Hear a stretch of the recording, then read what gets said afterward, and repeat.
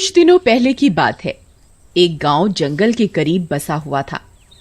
जंगल के करीब बसे हुए होने की वजह से वहां के जंगली सुअर अक्सर उस गांव में घुस जाया करते थे और गांव वालों के खेतों को नुकसान पहुंचाया करते थे। भाई, ये जंगली सुअरों का आतंक तो अब बढ़ता ही जा रहा है। हमें इन्हें रोकना होगा, नहीं तो ये हमारी सारी खेती यूं ही बर्बाद करते रहेंगे। भाई, मेरे पास एक तरकीब है। क्यों ना हम उस रास्ते पर एक लोहे की बाड़ बना दें, जहाँ से अक्सर जंगली जानवर गांव में घुसते हैं।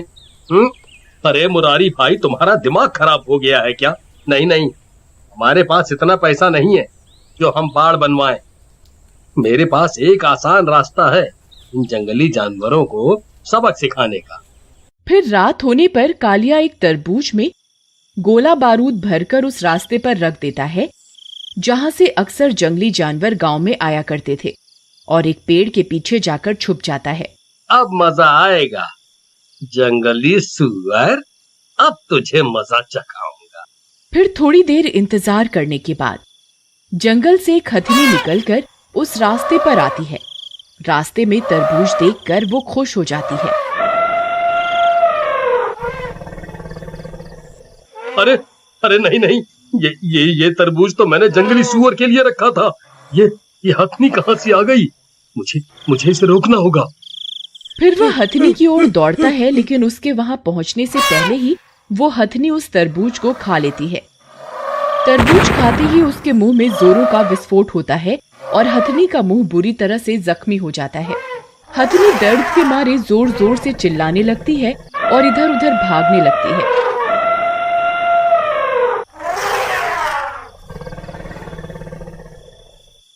उसे कुछ समझ में नहीं आता कि वो क्या करे।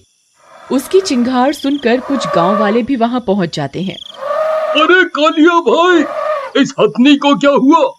इसका मुंह तो बुरी तरह से जख्मी हो गया है। ऐसा कैसे हुआ इसके साथ?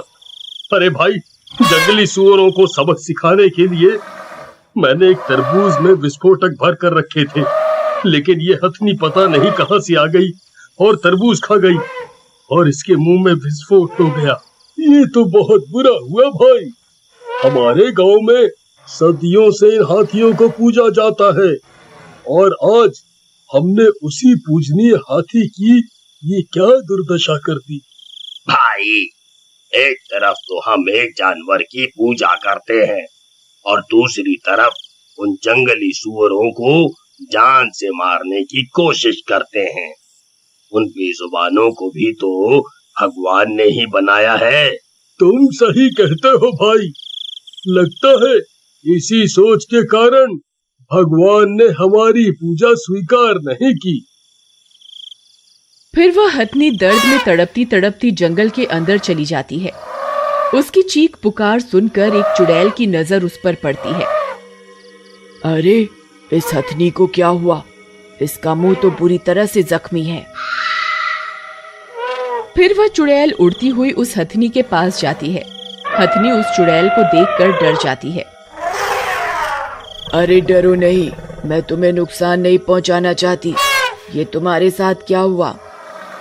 फिर हथनी उसे पूरी बात बताती है। अच्छा, तो ये सब इन इंसानों की करतूत है। मुझे तो पहले ही इन इंसानों पर भरोसा नहीं था।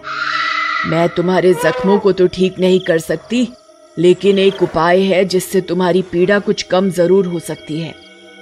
तुम पास में बनी नदी में चली जाओ। नदी के पानी से तुम्हारी जलन कुछ कम हो जाएगी। फिर हथनी चुड़ैल की बात सुनकर गांव में बनी नदी की ओर चली जाती है। सभी गांव वाले भी उस हथनी को देखने के लिए उस नदी के किनारे इकट्ठा हो जाते हैं। वो बेचारी हथनी नदी के बीचों बीच जाकर खड़ी हो जाती है। भाई, हमें इस हथनी की मदद करनी चाहिए। क्या पता हमारी मदद से ये ठीक हो जाए।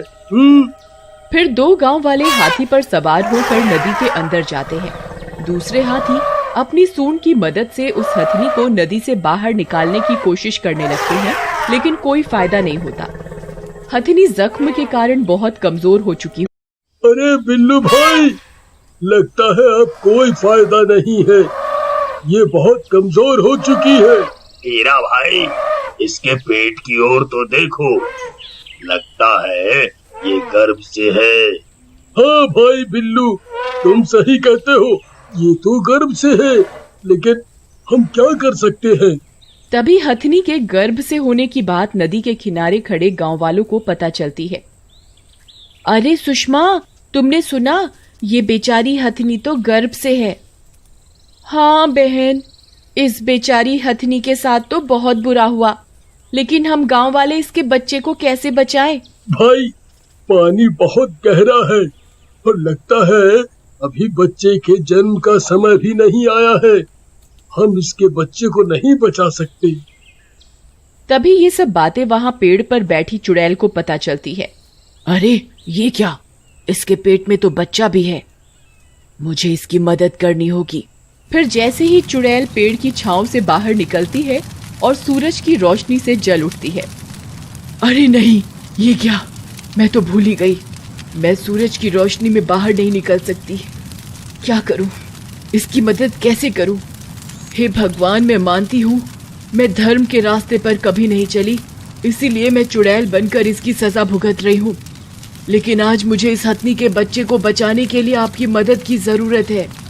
मैं सूरज की रोशनी में बाहर नहीं निकल सकती, कृपा करके मेरी मदद कीजिए।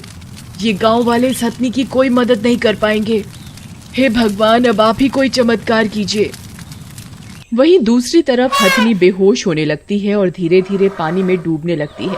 अरे भाई, जल्दी ही कुछ करना होगा, नहीं तो इस हथनी के साथ साथ इसका बच्चा भी मर जाएगा। लेकिन हम इसकी मदद कैसे करें भाई? हम इंसान अब इसकी कोई मदद नहीं कर सकते। फिर बिल्लू और हीरा हाथियों की मदद से उस हथनी को पानी से ऊपर रखने की कोशिश करने लगते हैं, लेकिन कोई फायदा नहीं होता। वो हथनी पानी में और डूबने लगती है। हीरा भाई, कोई फायदा नहीं हो रहा है, हम इसे नहीं बचा पाएंगे। ये तो पानी में ही डूबती जा रही है, अब क्या करें? ये सब देखकर कालिया को बहुत दुख पहुंचता है, क्योंकि ये सब उसी की वजह से हो रहा होता है।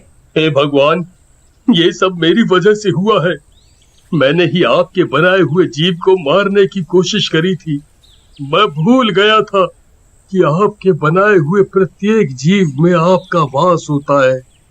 मुझे अपनी गलती स्वीकार है भगवान, मुझे माफ कर दीजिए। मेरे किए की सजा इस हथनी के बच्चे को मत दीजिए। अब आप ही कुछ कीजिए भगवान, हम इंसान इसकी मदद नहीं कर पा रहे हैं। तभी जोर जोर से हवाएं चलने लगती हैं। काले बादल सूरज को अपनी आगोश में ले लेते हैं और दिन में ही अंधेरा हो जाता है। अरे बहन, ये अभी तो दिन था, ये अचानक से दोपहर में रात कैसे हो गई? हे भगवान, आपकी लीला अपरंपार है। तभी गांव वालों को डरावनी आवाजें आने लगती हैं और वो चुड़ैल बाहर निकल आती है और नदी के ऊपर उड़ने लगती है। अरे मर गए रे, ये चुड़ैल कहाँ से आ गई? ये तो दिन में बाहर नहीं निकल सकती थी, परंतु आज कैसे आ गई?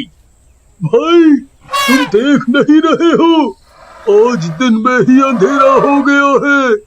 ये सब ऊपर वाले की लीला है। इस चुड़ैल को स्वयं भगवान ने भेजा है ताकि वो इस हथनी की मदद कर सके।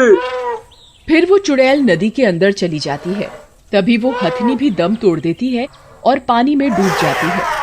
अरे बिल्लू भाई, हथनी ने तो अपने प्राण त्याग दिए, अब इसके बच्चे का क्या होगा? तभी पानी में से चुड़ैल बाहर निकलती है। उसकी गोद में एक हाथी का बच्चा होता है। सब गांव वाले उस हाथी के बच्चे को देखकर खुश हो जाते हैं। फिर वह चुड़ैल उस बच्चे को किनारे पर रख देती है और वहां से चली जाती है। तभी वो काले बादल भी हट जाते हैं और वापस से दिन हो जाता है। फिर सब गांव वाले उस हाथी के बच्चे को बहुत सारा प्यार देते हैं और उसका पालन पोषण करने लगते हैं और भगवान से माफी मांगते हैं।